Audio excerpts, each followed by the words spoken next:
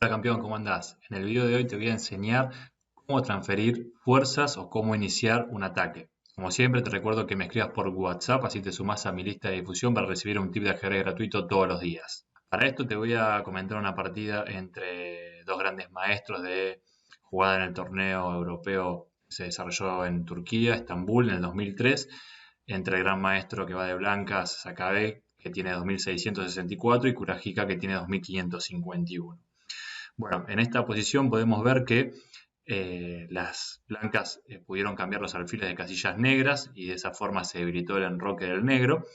Tienen dos piezas activas invadiendo el campo del territorio, la dama H6 y el caballo de E5, pero vamos a ver cómo aprovechar esas circunstancias y que solamente con esas dos piezas en esa situación, en esta situación en particular, no alcanza. Cómo transferir más fuerzas y cómo poder iniciar y desarrollar un ataque en esta situación.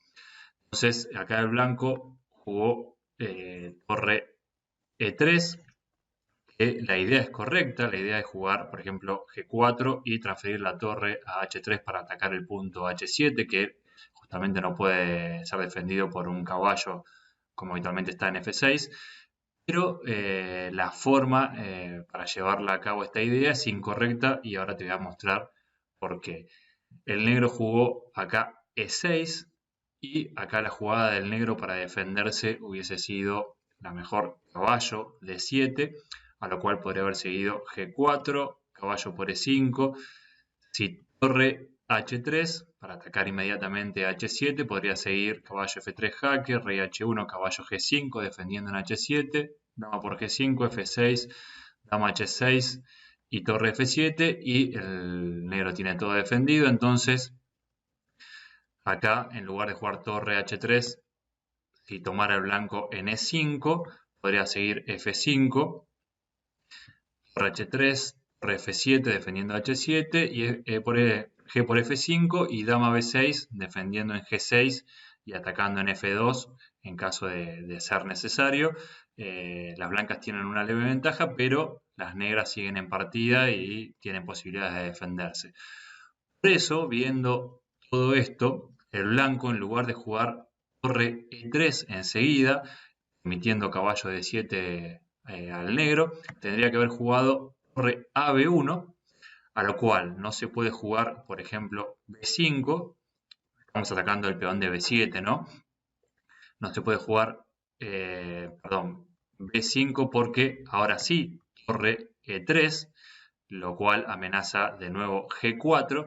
Y la diferencia es que ahora el caballo no puede ir a C6 porque ya no está más el peón de B7 y obviamente sí, caballo D7 seguiría caballo C6, dama B6, caballo por E7 jaque y caballo por D5 y el blanco ganó dos peones limpios con clara ventaja. Entonces B5 es una mala jugada. Obviamente acá, aparte de caballo D7, una jugada como F6, expulsar el caballo molesto, seguiría caballo por G6, H por G6, dama por G6, rey H8, G4 y el mate en H3 es inevitable, o sea que el caballo con la jugada de F6 no se puede expulsar. Si quiere defender el peón de B7 el negro con, por ejemplo, dama C7, podría seguir C4 y ante D por C4 torre 4 ahora y la torre iría a H4 con consecuencias graves para el negro, por lo que la jugada única viendo todo esto del negro sería torre A7, que es una jugada prácticamente de máquina, casi ningún humano haría una jugada así, a no ser que pudiera evaluar todas estas consecuencias. Y podría seguir G4, E6, torre E3, con toda la misma idea de transferir la torre a H3, ¿no? Dama F6, G5, dama G7, evitamos el cambio de damas, ya que la dama blanca es muy activa y la negra queda muy pasiva. Dama F4, algo así podría haber continuado, caballo C6, torre B7, A4, con una ventaja del blanco, las piezas son mucho más activas, la dama negra es muy pasiva, el caballo negro tiene pocas casillas, por ejemplo podría ser caballo B6, C4, pero bueno, una clara ventaja las blancas. Pero bueno, torre A7 era la mejor jugada y La partida se dio torre E3 en lugar de torre AB1 como vimos recién. El negro jugó E6, pidiendo la posibilidad de defenderse con caballo de 7 como vimos inicialmente. Blanco juega su idea, G4, dama F6. Si, por ejemplo, caballo D7, podría seguir torre H3, caballo F6, G5, caballo H5, G4, F5, torre por H5, dama C7, una posible continuación donde las blancas también tienen ventaja, siempre quedan con una pequeña ventaja, se va a quedar el peón de E6, quedan todos los peones débiles en B7, D5, luego F5, peones doblados en H5 y H7.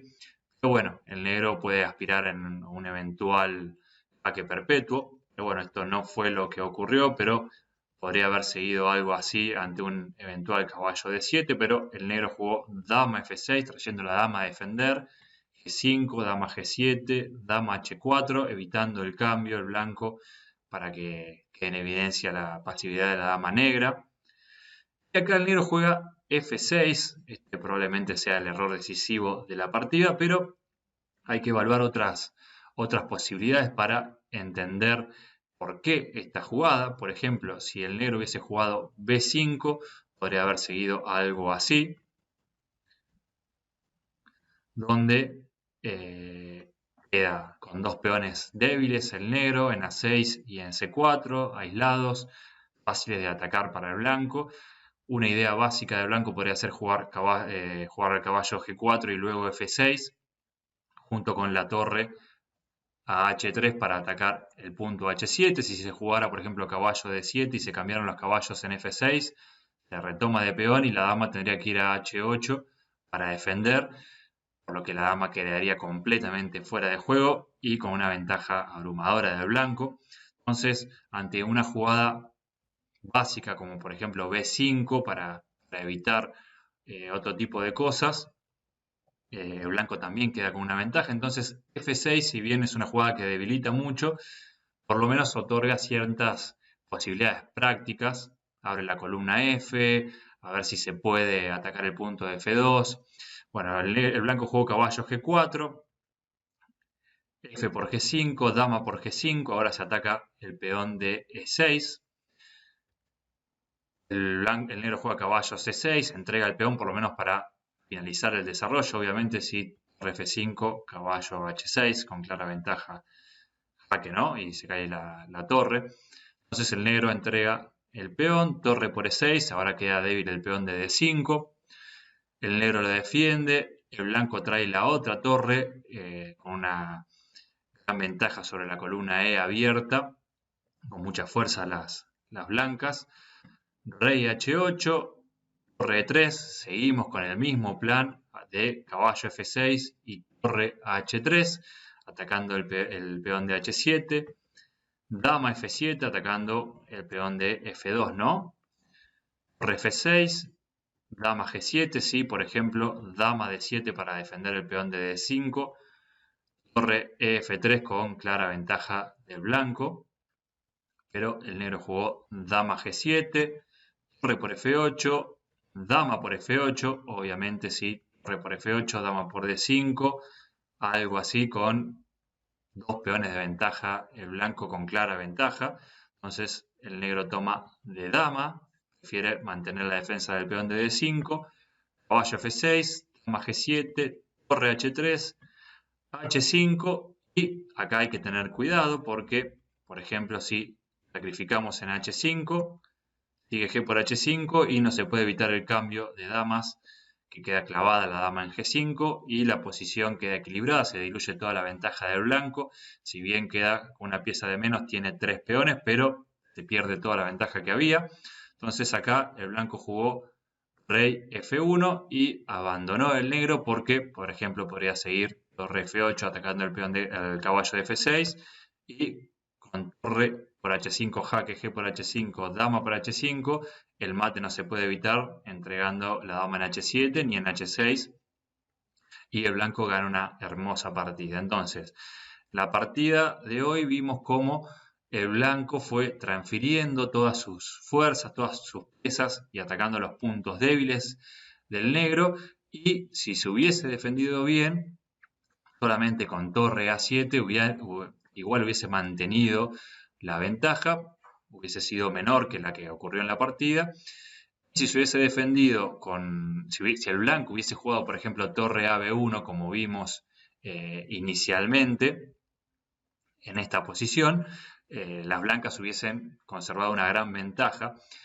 Pero lo útil de esta partida, vimos cómo el blanco fue llevando todas sus piezas, llevó el peón a G5, el caballo a F6, dobló las torres en la columna E, amenazando siempre torre H3, y la estocada fue torre H3, sacrificando por un peón en la columna H. Bueno, campeón, espero que te haya gustado esta partida.